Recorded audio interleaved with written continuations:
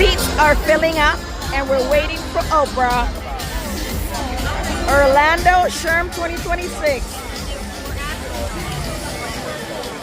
So many people. 19,000 people.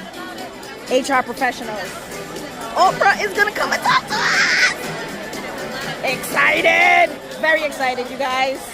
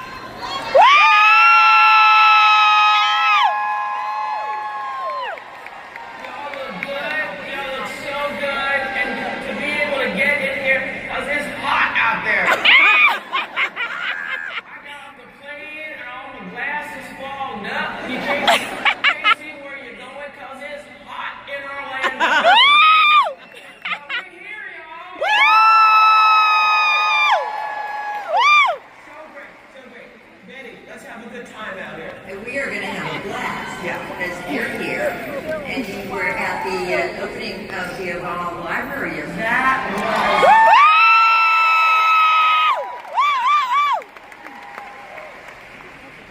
I know, I was just so proud being in the company of the Obamas and all that they have done, and that Obama Center is just fantastic. It's a marvel.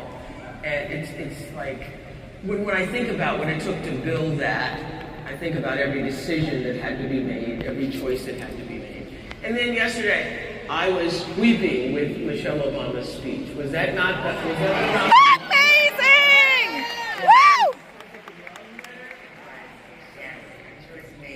Well, thank you so much for being here, especially today as we celebrate the history and joy of Juneteenth. So how lucky are we?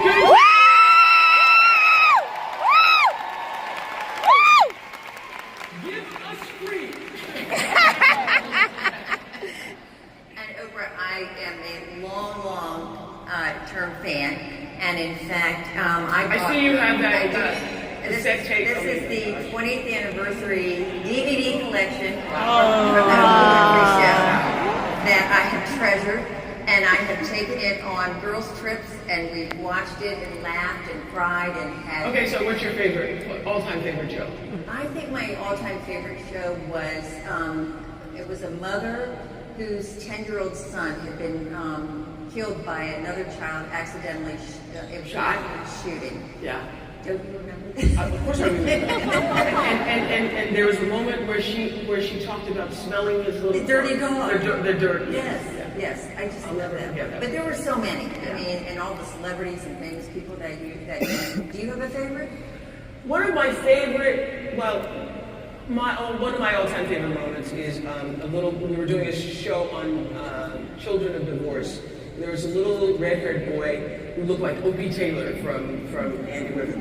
And he was talking about how I saved my allowance and I bought my mom a wing and I wanted her to stay, but she didn't stay. And I remembered that little boy, and I remembered also we did adult children of divorce, and I'm sure there are many here. And it's the first time I learned that adult children often have a more difficult time in divorcing than younger children do, because adult children have grown up with that history in the family, and it is a deeper grieving process and a very different grieving process than it is for younger children. So, you know, the Oprah show was the greatest teacher, was just the most, it's amazing. Absolutely. I wish it was still on and I could watch it. We all Everything you're putting out is coming back. Everything, particularly meaning the way you think about it. The way the energy of your thoughts is the most powerful thing you have. So the energy of your thoughts going out into the world, being shared with other people, that's what's coming back to you all the time. You have the life that you have, the situations and experiences that you have because of the energy that you're putting out. So when you absolutely get that on the most pure spiritual level, understanding the law of karma, you also understand what Gary Zukav said is before there is the thing that comes back to you, before there is the effect, there is the intention. So intention is one with cause and effect. And before every cause, there's a reason why you do the thing. Before every behavior, there's a reason why. There's a why that motivates you to do it. That why that motivates you to do it is going to determine what the outcome is. So once you know that and understand that law is a law, it's just like what goes up comes down. Intention is going to cause the effect. So I said to my producers, we're not going to do any show unless we have thought about what the intention of the show is. And I have to find a line of intention that I can agree with. I don't have to agree with everything, but I have to find a line of truth so that when I sit in the seat, what people see is the truth of me.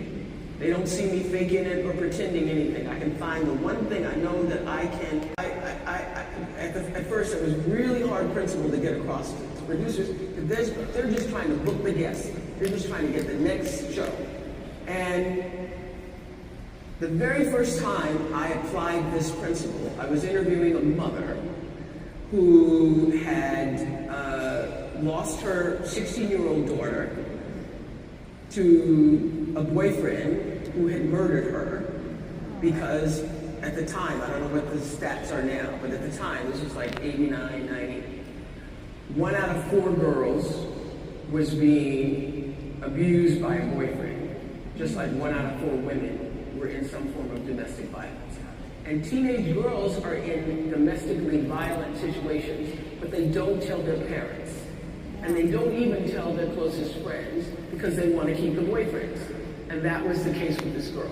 The boy was, you know, football captain, and he was a big hero at school, and she was very popular and didn't want to lose that boyfriend. So she took the abuse until one day he killed her.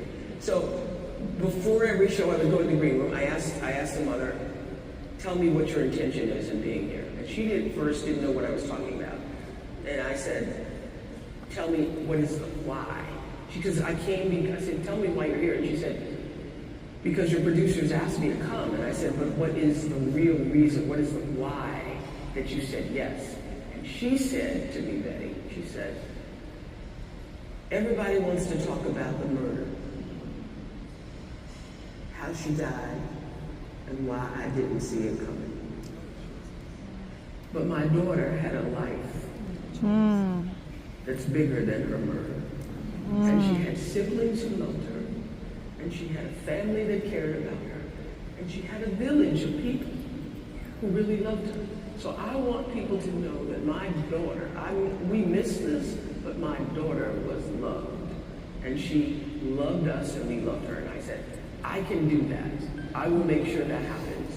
And this is what I want you to know my intention is. My intention is to use your daughter's life as a vehicle for telling a story to the rest of the world so that everybody sees themselves in your daughter's life. So every question that I ask you that may sound like I'm being a voyeur or may sound like that I'm being nosy is really about showing your daughter in a way that people can see their daughter in your daughter so that your daughter's life would not be in vain.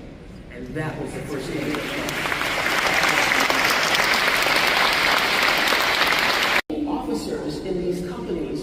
the ones who actually get to determine what the human experience will be like. Right. So you are dealing every day with being the masters of human potential. That's really your job, is to be able to look at people, see what is the best in them, see what their capabilities are, see how far they can grow, and help them get to the truest, highest expression of whatever that is in their lives. And so I came here to say bravo to you. I honor that. I respect that. I have such high regard for people who absolutely understand that human resources isn't about just spreadsheets and performances and policies. It's about human potential. You're in the business.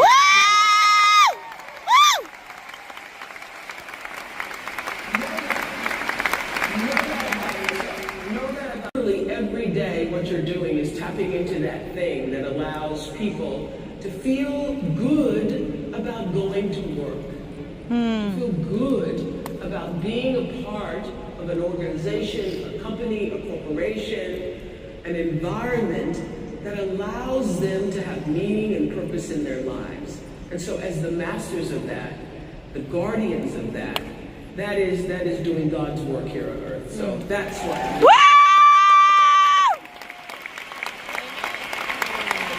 couldn't have said it better myself. allowing it just to be a show. It was a mission for me. It was a ministry for me. It was a learning and enhancing life experience for me. And this is what started to happen. I noticed this, that there was a commonality in the experiences, regardless of whether we're talking about cancer treatment, people who had overcome terrible things in their lives, people who had done victorious things in their lives. After every single show, in one form or another, somebody would say to me, how was that? How was that? Beyonce, when she taught me how to twerk, anything like that. Is that good?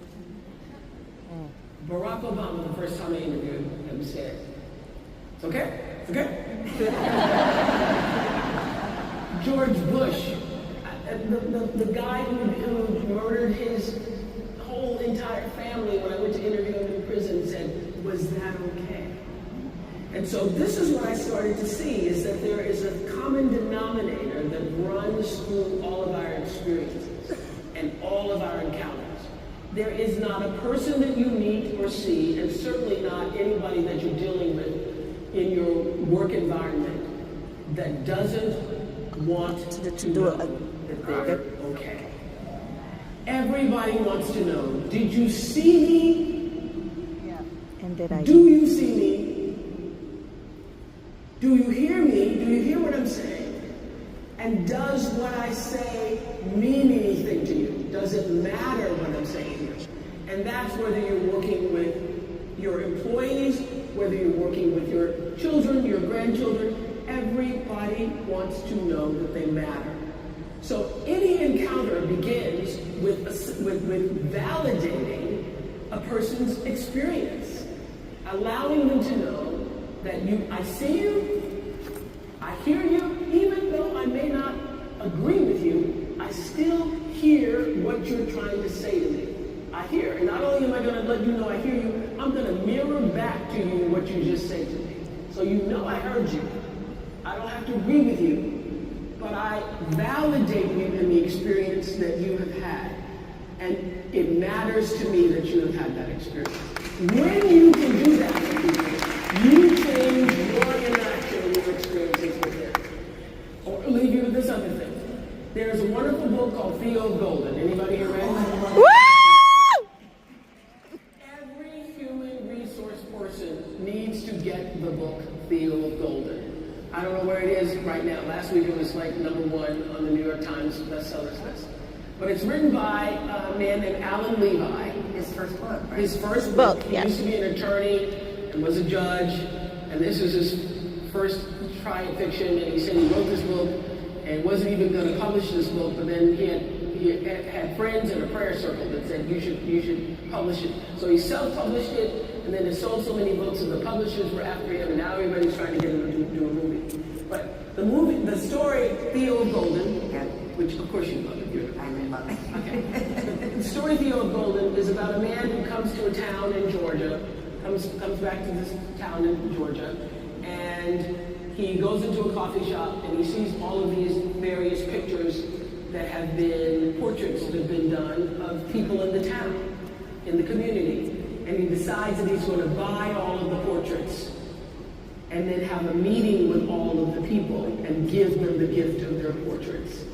But it's really about seeing the value of every human being and understanding that everybody's story is important as he sits with each person and hearing their story.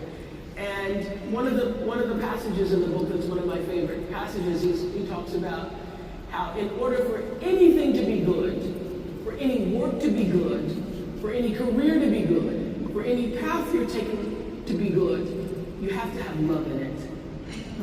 It has to have love in it. It has to come from a place where there actually is caring and love for what you're doing and for how you're doing it. And so I think because you all are in the business of being custodians of culture and being the masters of helping people to reach their own potential and seeing things in them, their capacity or lack of capacity or not being in the right seat on the bus and finding a place for them, you're the unsung heroes because nobody is doing headlines about the fact that there wasn't some crazy controversy at your job. Nobody's doing headlines on the fact that somebody decided to stay that you saw was a very talented person and you nurtured them and were able to bring out the best of them. And so to be the unsung hero, to be in the background of helping people to be the best that they can be, means that you are the silent warriors for that. So I come here today in celebration of the honorable work that you're doing, the grand grace that you bring to people's lives by seeing them, by hearing them, and letting them know that they matter. I'm going to validate you. That was amazing.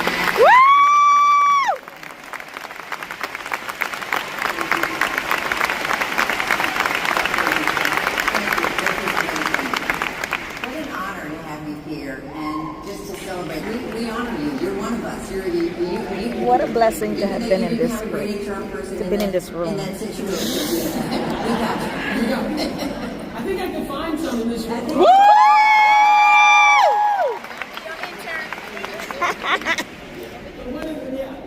One of the great things is knowing what you can do and also knowing what you can't do. And also admitting your weaknesses. That's real wisdom. Yeah. And you know this. Yeah, exactly. Thank you again. Thank you so much.